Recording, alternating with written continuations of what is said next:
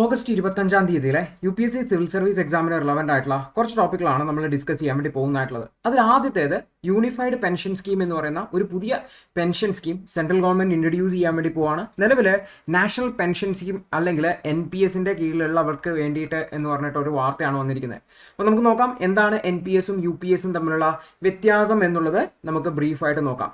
അപ്പോൾ ഈ നിലവിലുള്ള ഗവൺമെന്റ് ആണ് നിലവിൽ തുടർന്നുകൊണ്ടിരുന്ന 21 വർഷം പഴക്കമുള്ള NPS നാഷണൽ പെൻഷൻ സ്കീം എന്ന് പറയുന്ന സ്കീമിനെ റീപ്ലേസ് ചെയ്യാൻ വേണ്ടിയിട്ട് യൂണിഫൈഡ് പെൻഷൻ സ്കീം എന്ന് പറയുന്ന സ്കീം കൊണ്ടുവന്നത്.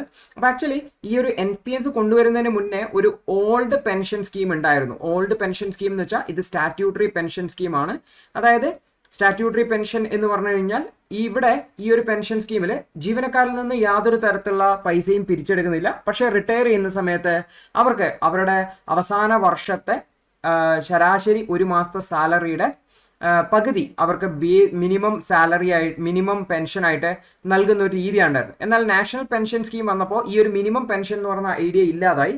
അതുകൊണ്ട് തന്നെ ഈ ഒരു പഴയ പെൻഷൻ സ്കീമിലേക്ക് മാറണം എന്ന് പറഞ്ഞുകൊണ്ട് വലിയ പ്രതിഷേധമൊക്കെ ഉണ്ടായിരുന്നു. അതിനെ റീപ്ലേസ് ചെയ്തുകൊണ്ടാണ്, ആ പ്രശ്നത്തെ അഡ്രസ് ചെയ്യാനാണ് ഇപ്പോൾ യൂണിഫൈഡ് പെൻഷൻ സ്കീം എന്ന് പറയുന്ന പുതിയ സ്കീം കൊണ്ടുവന്നിരിക്കുന്നത് കൂടി ഓർത്ത് വെക്കേണ്ടതാണ്. അപ്പോൾ ആക്ച്വലി എന്താണ് ഈ ഒരു യൂണിഫൈഡ് പെൻഷൻ സ്കീം എന്ന് പറഞ്ഞാൽ നേരത്തെയുള്ള ഓൾഡ് പെൻഷൻ സ്കീമുമായിട്ട് വളരെയധികം റിസംബിൾ ചെയ്യുകയാണ്.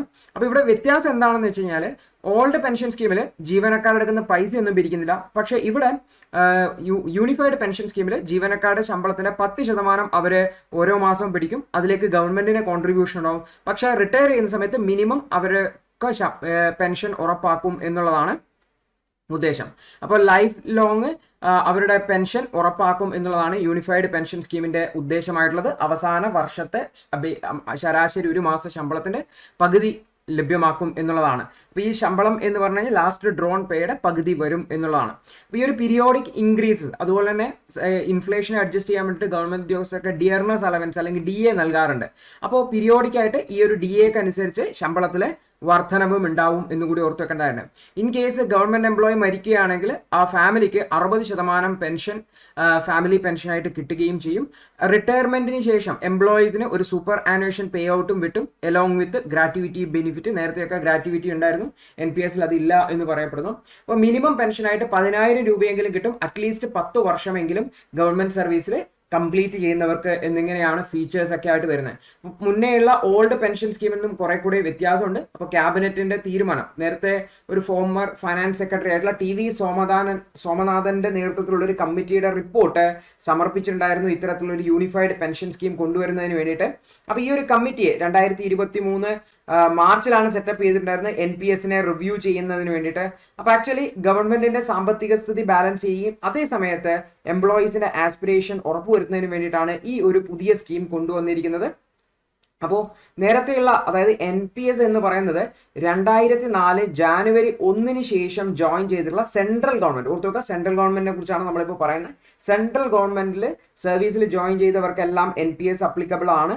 അപ്പോൾ ആക്ച്വലി ഈ ഒരു NPSൽ എങ്ങനെയാണ് പെൻഷൻ കിട്ടുന്നത് വെച്ചാൽ ഓരോ മാസവും ഈ ഒരു എംപ്ലോയി അവരുടെ ശമ്പളത്തിന്റെ 10% അടക്കേണ്ടതായിട്ടുണ്ട്.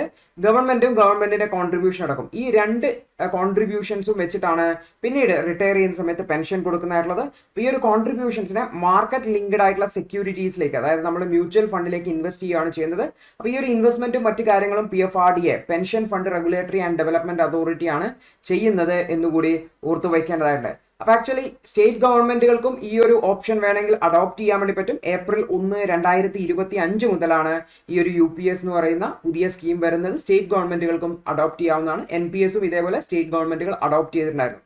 അപ്പോൾ ആക്ച്വലി ഇവിടുത്തെ പ്രൈമറി ഡിഫറൻസ് എന്ന് പറഞ്ഞാൽ OPSഉം UPSഉം തമ്മിലെന്ന് വെച്ചാൽ OPS എന്ന് പറഞ്ഞാൽ ഓൾഡ് പെൻഷൻ സ്കീം എന്ന് പറഞ്ഞു കഴിഞ്ഞാൽ അൺഫണ്ടഡ് ആയിരുന്നു. ഗവൺമെന്റിന്റെ ഫണ്ടോ അല്ലെങ്കിൽ എംപ്ലോയിയുടെ ഫണ്ടോ ഒന്നും ഉണ്ടായിരുന്നില്ല. അതേസമയത്ത് എംപ്ലോയി ഒന്നും തന്നെ ഫണ്ട് കോൺട്രിബ്യൂട്ട് ചെയ്യേണ്ടതാണ്. എന്നാൽ യൂണിഫൈഡ് പെൻഷൻ സ്കീമിന്റെ കേസ് എന്ന് വെച്ചാൽ എംപ്ലോയിയുടെ സൈഡിൽ നിന്ന് 10%, അവരുടെ ശമ്പളത്തിന്റെ 10% കോൺട്രിബ്യൂട്ട് ചെയ്യേണ്ടതായിട്ട് ഗവൺമെന്റ് 18.5% കോൺട്രിബ്യൂട്ട് ചെയ്യും എന്നുള്ളതാണ്. എംപ്ലോയിയുടെ കോൺട്രിബ്യൂഷൻ 10%ത്തിലേക്ക് ലിമിറ്റ് ചെയ്തിട്ടുണ്ട് എന്നുള്ളതാണ്. ഗവൺമെന്റ് കോൺട്രിബ്യൂഷൻ ആയിട്ടുള്ള 18.5% പീരിയോഡിക്കലി ബേസ്ഡ് അപ്പോൺ ദ അസസ്മെന്റിന്റെ അടിസ്ഥാനത്തിൽ അഡ്ജസ്റ്റ് ചെയ്യും എന്നുള്ള രീതിയിലും പറഞ്ഞിട്ടുണ്ട് എന്നുകൂടി ഓർത്ത് വെക്കാം. അപ്പോൾ 2004 ശേഷം ജോയിൻ ചെയ്തിട്ടുള്ള ആൾക്കാർ ഇപ്പൊ NPSലായിരിക്കും. അവർക്ക് വേണമെങ്കിൽ UPSലേക്ക് സ്വിച്ച് ചെയ്യാം. ഇൻ കേസ് ആർക്കെങ്കിലും NPSൽ കണ്ടിന്യൂ ചെയ്യണം എന്നുണ്ടെങ്കിൽ അവർക്ക് അത്തരത്തിൽ കണ്ടിന്യൂ ചെയ്യാം എന്നുകൂടി ഗവൺമെന്റ് പറഞ്ഞിട്ടുണ്ട് എന്നുകൂടി ഓർത്ത് വെക്കാം. അടുത്തൊരു വാർത്ത എന്ന് വെച്ചാൽ ഗ്രേറ്റ് നിക്കോബാർ പ്രൊജക്ട് ഒരിക്കലും അവിടുത്തെ ട്രൈബ്സിനെ ഡിസ്പ്ലേസ് ചെയ്യില്ല എന്നുള്ളതാണ് ഭൂപേന്ദർ യാദവ് പറഞ്ഞിട്ടുള്ളത്. അപ്പോൾ നമുക്ക് നോക്കാം എന്താണ് ഈ ഒരു ഗ്രേറ്റ് നിക്കോബാർ പ്രൊജക്ട്, എന്താണ് അതുമായി ബന്ധപ്പെട്ട ഇഷ്യൂ എന്നുള്ളത്.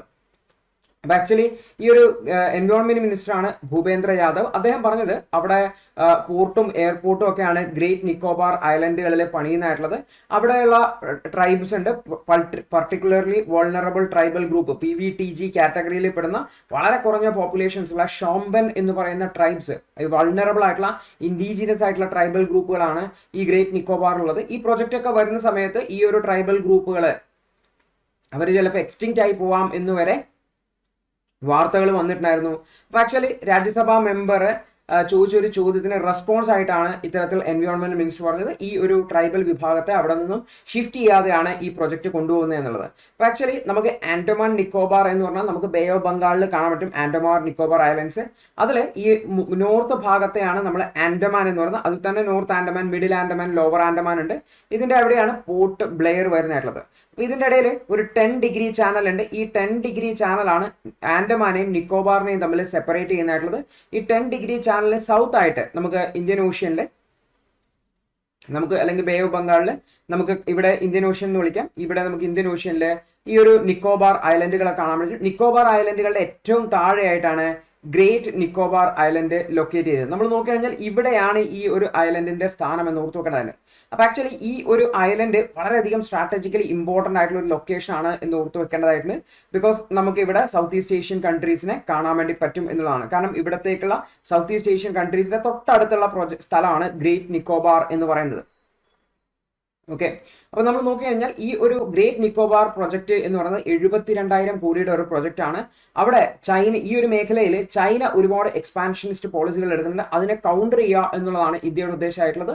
ഗ്രേറ്റ് നിക്കോബാർ പ്രദേശത്ത് ഒരുപാട് ഇൻഫ്രാസ്ട്രക്ചർ ഡെവലപ്മെന്റുകൾ, പോർട്ടുകൾ, എയർപോർട്ടുകളൊക്കെ അതുപോലെ തന്നെ മ്യാൻമാറിന്റെ പോച്ചേഴ്സും മറ്റുമൊക്കെ ഇവിടുത്തെ മറൈൻ സോഴ്സസിനെ പിടിച്ചെടുക്കാൻ വേണ്ടി ശ്രമിക്കുന്നുണ്ട്. അതിനെ കൗണ്ടർ ചെയ്യുന്നതിന് വേണ്ടിയിട്ട് ഇന്ത്യയുടെ ഒരു സ്ട്രോങ് ഹോൾഡ് അവിടെ ഉണ്ടാക്കേണ്ടതായിട്ട് അതുപോലെ തന്നെ അവിടുത്തെ ഇൻഫ്രാസ്ട്രക്ചർ ഗ്യാപ്പുകളെ ഫില്ല് ചെയ്ത് പോർട്ടുകളും റെയിൽവേയും മറ്റു കാര്യങ്ങളൊക്കെ ഉണ്ടാക്കുക. അതുപോലെ തന്നെ ഇന്റർനാഷണൽ ട്രേഡിന് സ്യൂട്ടബിൾ ആയിട്ടുള്ള രീതിയിൽ അവിടെ ഡെവലപ്പ് ചെയ്ത് എടുക്കുക എന്നുള്ളതൊക്കെയാണ് ഈ ഒരു ഗ്രേറ്റ് നിക്കോബാർ പ്രൊജക്ട് കൊണ്ട് ഉദ്ദേശിക്കുന്നതായിട്ടുള്ളത്. അപ്പോൾ ഇപ്പോൾ മന്ത്രി പറഞ്ഞിരിക്കുന്നത് വെച്ചാൽ ഈ ഒരു പ്രദേശം എർത്ത് ക്വാക്ക്, നമ്മളറിയാം പസഫിക് ഓഷ്യന്റെ തൊട്ടടുത്താണ്. ആക്ച്വലി ഇതൊരു എർത്ത് ക്വാക്ക് പ്രോൺ ഏരിയ ആണ് എന്ന് പറയുന്നുണ്ട്. അപ്പോൾ പറയുന്നത് വെച്ചാൽ ഈ ഒരു സ്ഥലത്ത് 2004 ഒരു ഭൂകമ്പം ഉണ്ടായിരുന്നു. അതുപോലെ ഒരു ഭൂകമ്പം ഉണ്ടാവാൻ 400 മുതൽ 700 വർഷങ്ങളുടെ എടുക്കും. അതായത് ഇവിടുത്തെ എൻവയോൺമെന്റൽ സ്റ്റഡീസ് ഒക്കെ നടത്തിയിട്ടുണ്ടായിരുന്നു. ഹൈ പവേർഡ് കമ്മിറ്റിയുടെ റിപ്പോർട്ടുകളുണ്ട്. അപ്പോൾ ഈ ഒരു റിപ്പോർട്ടുകളെല്ലാം പറയുന്നത് വെച്ചാൽ ഇത്തരത്തിലുള്ള ഇഷ്യൂസ് ഒന്നുമില്ല. അതുപോലെ തന്നെ ഈ ഒരു പ്രൊജക്ട് ദേശീയ പ്രാധാന്യമുള്ള വളരെ സ്ട്രാറ്റജിക് ആയിട്ടുള്ള ഡിഫൻസ് ഡയമെൻഷൻസ് ഉള്ള ഒരു പ്രൊജക്ട് ആണെന്നും അദ്ദേഹം പറയുന്നുണ്ട്. അപ്പോൾ ആക്ച്വലി ഈ മിനിസ്റ്റർ പറഞ്ഞതെന്ന് വെച്ചാൽ ഇദ്ദേഹം ഈ ഒരു ട്രൈബൽ കൗൺസിലുമായിട്ടൊക്കെ മീറ്റിങ്ങുകൾ നടത്തി. അതുപോലെ ആൻഡമാൻ ആദിം ജനശക്തി വികാസ് സമിതിയുമായി ബന്ധപ്പെട്ടൊക്കെ ഈ ഒരു ഡിസ്കഷൻസും മറ്റുമൊക്കെ നടത്തിയിട്ടുണ്ട്. പ്രശ്നങ്ങളൊന്നുമില്ല, ഈ പ്രൊജക്റ്റുമായിട്ട് മുന്നോട്ട് പോകുന്നു എന്നാണ് അദ്ദേഹം അറിയിച്ചിട്ടുള്ളതെന്ന് കൂടെ ഓർത്തു വയ്ക്കേണ്ടതായിട്ടുണ്ട്. അടുത്തൊരു വാർത്ത, ഈ ഒരു അനാസാഗർ ലേക്കിന്റെ ഒരു ഫോട്ടോ വന്നിട്ടുള്ളതാണ്. അപ്പോൾ നമുക്ക് നോക്കാം എവിടെയാണ് അനാസാഗർ ലേക്ക് എന്നുള്ളത്. അജ്മീറിൽ, രാജസ്ഥാനിലാണ് ഈ ഒരു ലേക്ക് ലൊക്കേറ്റ് ചെയ്തിട്ടുള്ളത്. ദി ഹിന്ദുവിന്റെ ഇന്നത്തെ വിശകലനം കണ്ടതിന് നന്ദി. നിങ്ങൾക്ക് ഇത് സഹായകരമായെന്ന് വിശ്വസിക്കുന്നു.